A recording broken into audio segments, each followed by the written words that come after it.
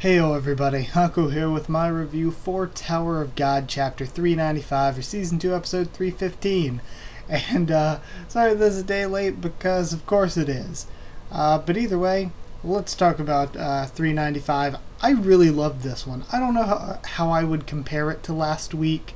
Last week was really good, and I particularly liked the Yuhan Sung and Evankel stuff.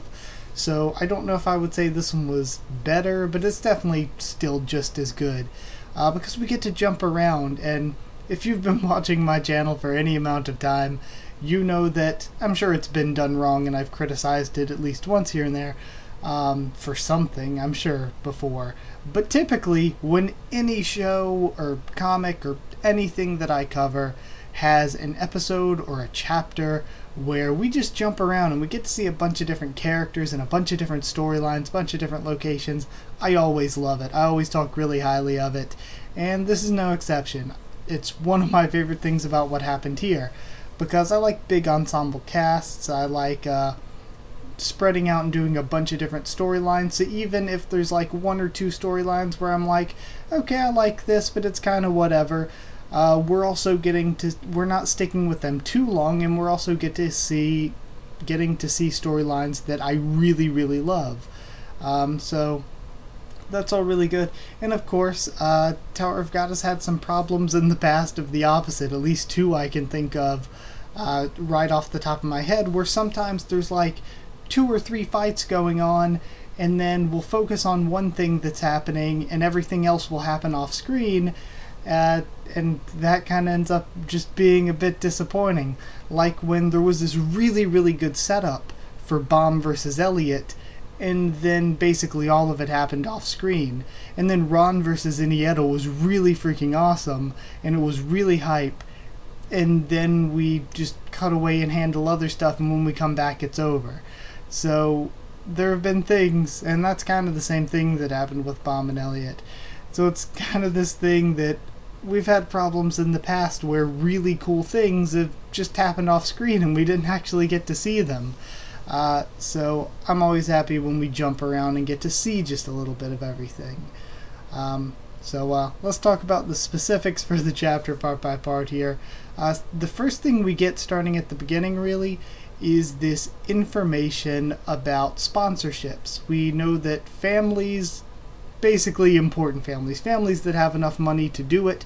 They didn't specifically say the 10 great families though, so I'm thinking even if you're not one of the 10 great families, if you're a really important and rich family, or if you're a ranker that probably has a lot of money, then you can probably sponsor a regular too, I would assume. But they say that important families can back teams and can sponsor teams. And the sponsored teams, I'm thinking must have the symbols must be important, because they mention when they first see Chip's team, that is, oh, look at all these different symbols, they must be sponsored teams. I recognize that one, and it's levies or whatever. But they mention that, and then they specifically like are looking at and talking about 2 of the specific symbols later on. So because of that, I think that might be important. It might either A, show that they're sponsored, or symbols may be a way to tell crews apart, and you just need to know which family is sponsoring which crew.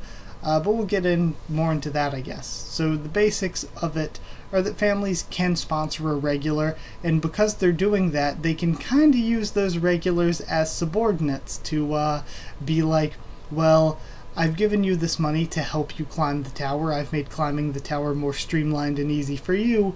So now if I need you to do something, go do it for me. Something that you can do because you're a regular. We have them name dropping Ever Curious Levy. I'm gonna call them Levy, or at least I'm gonna try to, because I don't think we have any information yet that it should be pronounced Levi. And either way, they're sponsored by the Zahard family, which is an incredibly rare thing. And the whole Levi thing makes me want to bring up, because at least one person brought it up in the comments, and it's something that I didn't directly address really during the live reaction, but this chapter did have a lot of issues with the translation. Now, I don't want to shit on the translation too much. It's amazing that we have the line translation, free and official, and able to support CU, every single week. And then at the same time, though, it does have problems here and there, and this chapter particularly seemed to have a lot more, I guess, grammatical or spelling errors, and a lot of things that I'm like, is that a typo? What are they trying to mean? And a lot of things where I'm like, okay, this sentence is all jumbled up and wrong, but I'm going to read it for the live reaction. I'm going to be fixing it in my brain so that it's a coherent sentence. And I find myself having to do that a bit here and there with things, but especially the translation sometimes, it gets that way. So a lot of the things I'm talking about here is based on what I'm getting from this translation, but if it turns out that something is translated wrong, and like we had the discussion about that last week with some things translated wrong, but if anything here is wrong, it's because I'm just going off of what I can understand from this translation, and if that turns out to be wrong, then obviously my own opinions on it are going to turn out to be wrong. But we then see Dock 3, and there's a team there, and their symbol is a skull with a red beard. Oh, also Ever Curious Levy's is like a skull with red hair and a question mark coming out of the forehead. But Dock 3 has this team with a red beard symbol. Vespa is spying on them. It was really cool to see Vespa again. And then Dock 5, Verity's return was amazing. Verity was so great. That's really one of the most legitimately funny and, I don't know, not charismatic. Don't really know the word I'm looking for here. Just enjoyable. It was a very enjoyable comedic scene. And we get to learn more about what a crew is here.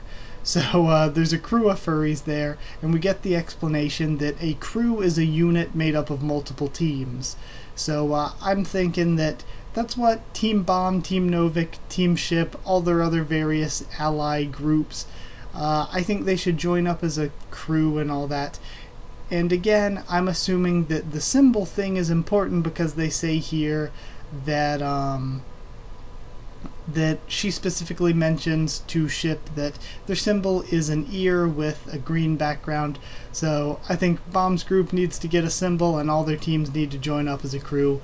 But then again, I don't know if the symbol just means you're a crew or if the symbol is a specific thing to identify people being sponsored. Not sure yet. At one point, Ship says, so Benny's team isn't here yet. Should we wait here and gather information, or should we? And then Hatsu cuts him off. So that's something that again was brought up in the comments. Who is Benny? And I'm like, I have no idea. I tried to think, do we have any characters where that could be a nickname? And then my best guess for what it means, my best guess is maybe he means Bunny, and maybe it was a typo, and they just somehow put Benny instead of Bunny, and it passed through. But yeah, maybe he meant Bunny's team, because that would make sense since they'd be talking about Jaja and her group that we haven't seen yet. And that would make sense that they'd be waiting for them and wondering if we should wait for them, or do we just gather information, or what? So I'm thinking that that's what that is, but maybe there's a new character coming named Benny, but it was like a weird name drop if it is a new character. But Hatsu then attacks... Okay, so he attacks the furry group, but they just said they were at Dock 5, but it clearly says when he cuts through the door, there's like D, and it looks like most of an O, and then the next two letters are blocked, and it says 02. So I'm like, so wait, is he attacking? I thought it was Dock 5. Why is this saying Dock 2? But maybe it said Door 2 and the back two letters were just blocked. Not like it matters. I just thought that was a little bit of a, I don't know. Maybe it was translated wrong. Maybe that is Dock 2, not Dock 5. So yeah, I was like, why does the art not match up what they're saying in the speech bubbles? But either way.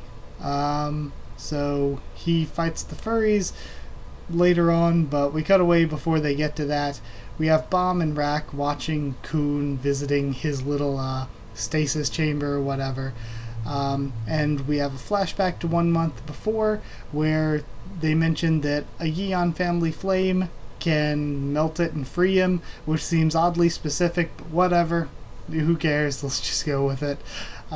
So they finally get to mention Yiwa, and what is it? Yuri says that they need somebody named Woon Yeon, or I guess Yeon Woon would probably be the better way to put it, because I think surnames should typically come first here.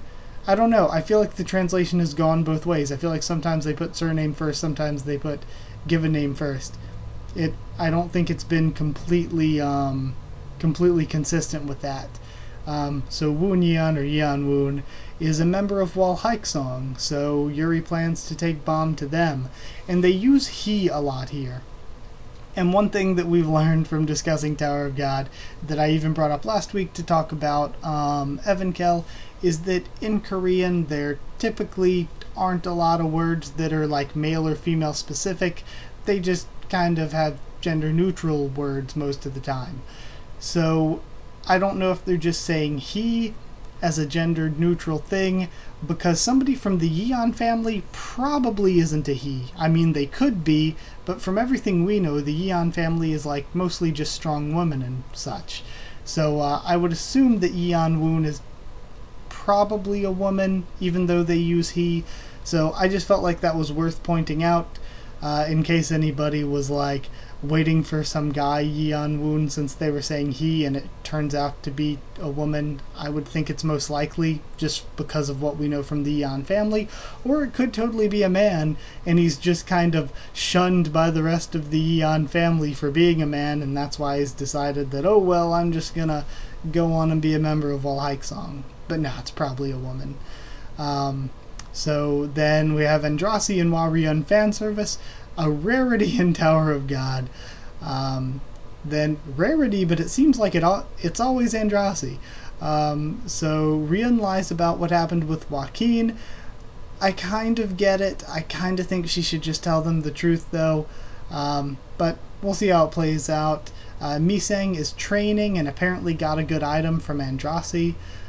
Beta then tells them that Albelda is missing. So now we're left to think.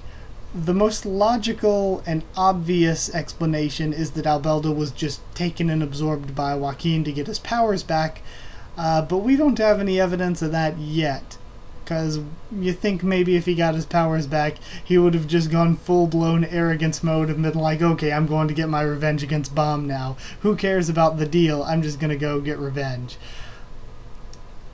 Who knows? Because for a while there we had this cool little subplot going on where he was kind of softening as a person and becoming a kind of sort of decent-er person.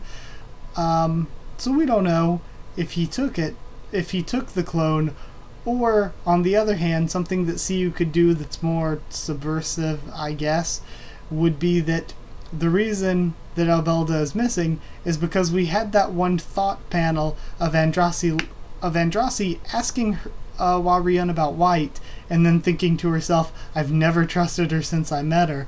So it's always possible that Andrasi has actually taken and hidden Albelda to prevent Joaquin from getting him, because she didn't trust Warrior. So that could be a subversive little plot twist thing if Andrasi has actually taken Albelda to keep her away from Joaquin because she didn't trust Warrior. So that could be something that happens. Then we have Bomb going to the God of Guardians. He says that he can't activate the second Thorn Fragment on his own, so he wants to train more, and he goes to spar with the God of Guardians. Then we see that Boro explains a bit of the last station, says that the last station has two parts, a disc that anyone can enter even if they don't have a ticket, and again, there's probably something that's a problem with the translation that I came across. A hotel for regulars who have cleared the tower, he says. If a regular cleared the tower, they'd be a ranker. So I don't think it's actually for rankers. When he says a regular who's cleared, and he says it's like a high-class thing, like it's almost like a reward, I think what it means is for people who've cleared the train. So I think that's what the hotel's going to be for. The hotel's going to be for people who've cleared the train, the disc is going to be something that anyone can get into, and we're going to have storylines playing out with both Bomb's group starting at the hotel and Chip's group starting at the disc, and how these two kind of interact as people go and try to kill Bomb's group. So that's one other thing that I think is probably a translation error, is I think they mean regulars who cleared the train, not regulars who cleared the tower, because that would make them rankers.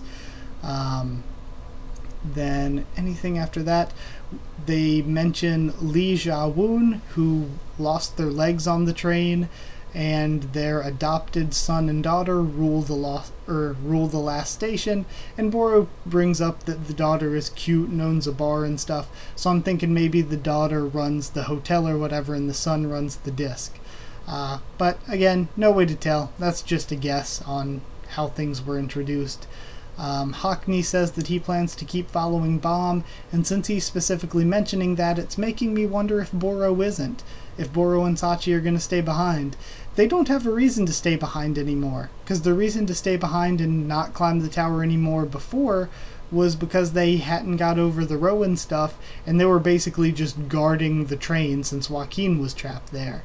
So now that the whole Joaquin threat has kind of become a different thing, the reasons for staying on the train aren't, or staying around the train, I guess, aren't really there anymore.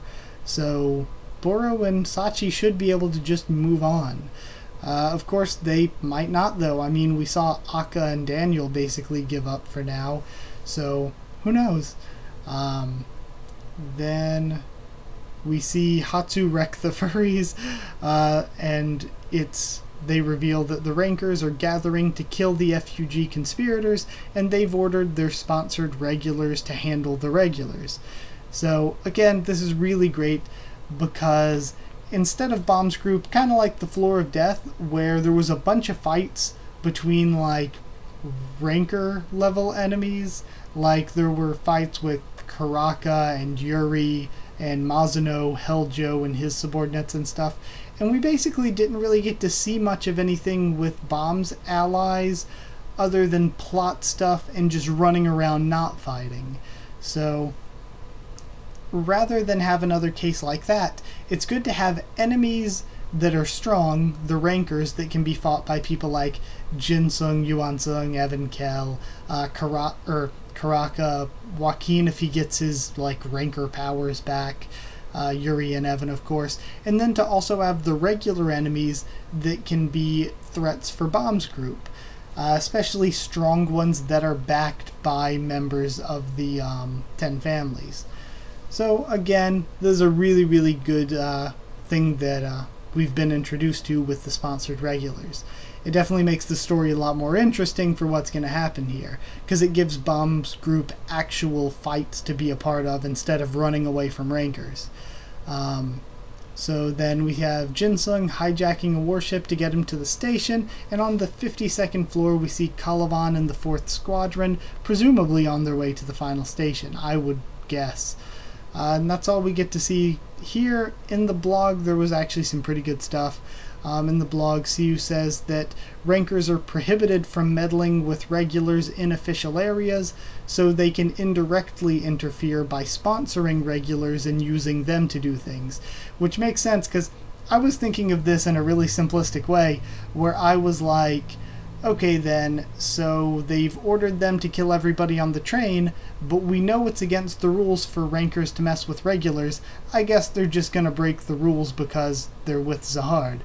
But no, this is a lot better. Instead of it just being so simplistic as, oh no, they're just gonna break the rules, they're actually gonna follow the rules and use their regulars to do it instead. So it makes it so the rules still actually mean something and still actually play a good part here. Also, they bring up that these teams that are sponsored are usually either like a 10 family member or allies of a 10 family member. It's basically built around, say, like the Ha family has a regular coming up and the regular has a bunch of allies. That regular and their allies would get sponsored as a team. So it's usually built around people from the 10 families, but rarely regulars who aren't from any of the important families can be sponsored too. So that would, I guess, probably be the case with Ever Curious Levy, is that they're not from any family, but they're sponsored by Zahard because they're special for some reason. Then he also says that Calavan will be the most militaristic enemy that we've seen so far, but there's a whole lot of stuff to get to and develop before we even get to that.